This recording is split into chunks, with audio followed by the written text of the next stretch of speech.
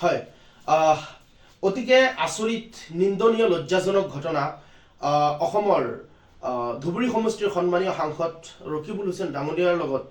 যি ধৰণে জঘন্য কাণ্ড হৈ গ'ল নগাঁৱৰ ৰূপৈহাটত তেখেতক ৰাজপথত গুৰুলকৈ তেখেতক পিটিছে তেখেতৰ সৈতে তেখেতৰ পুত্ৰ আছিল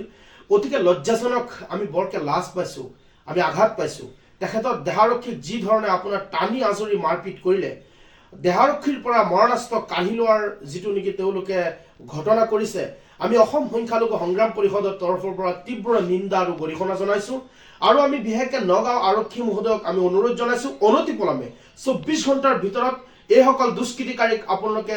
আটক কৰি দৃষ্টান্তমূলক শাস্তি বিহাৰ ব্যৱস্থা গ্ৰহণ কৰক অন্যথা আমি অসম সংখ্যালঘু সংগ্ৰাম পৰিষদে 24 ঘণ্টাৰ পিছত আমি যিকোনো পদক্ষেপ গ্ৰহণ কৰিবলৈ বাধ্য হ'ম কাৰণ এইখন দেশত যদি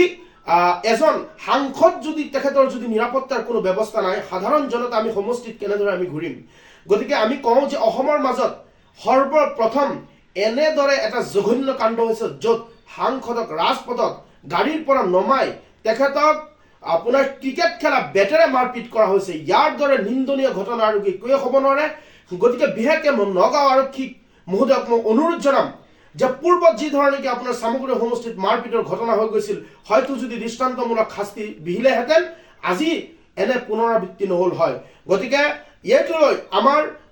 অসমৰ মুখ্যমন্ত্ৰী ডক্টৰ হিমন্ত বিশ্ব শৰ্মা ডাঙৰীয়া তেখেতে কৈছে যে ৰকিবুল হুছেইন ডাঙৰীয়াক তেখেতক দেহাৰক্ষী বঢ়াই দিব দেহাৰক্ষী মই অসমৰ মুখ্যমন্ত্ৰীজনক মই ক'ব বিচাৰিম যে দেহাৰক্ষী বঢ়াই দিলেই তেখেতৰ নিৰাপত্তা নহয় গতিকে নিৰাপত্তাৰ কাৰণে কটকটীয়া আইন ব্যৱস্থা গ্ৰহণ কৰক নহ'লে কিন্তু আপোনাৰ সাধাৰণ জনতাই কিন্তু সমষ্টিত ঘূৰা খুবেই অসুবিধা হ'ব আৰু মই লগতে মই ক'ব বিচাৰিম আমাৰ নগাঁৱৰ এছপিজন কঠোৰ হ'ব লাগে কোনো ধৰণে যাতে ইয়াত দ্বিধাবোধ নহয় আৰু লগতে অসমৰ মুখ্যমন্ত্ৰী ডক্টৰ হিমন্ত বিশ্ব শৰ্মা ডাঙৰীয়াৰ হস্তক্ষেপ বিচাৰিছোঁ তেখেতৰ গৃহ বিভাগ কি কাৰণত গৃহ বিভাগ আছে গৃহ বিভাগ যে আমাৰ অসমত এটা গৃহ বিভাগ আছে যে ইয়াত কোনো ধৰণৰ দৃষ্টান্তমূলক শাস্তি নোপোৱাৰ কাৰণে এনেধৰণে জঘন্য ঘটনা আপোনাৰ দিন দুপৰতে হ'বলৈ পাই আছে গতিকে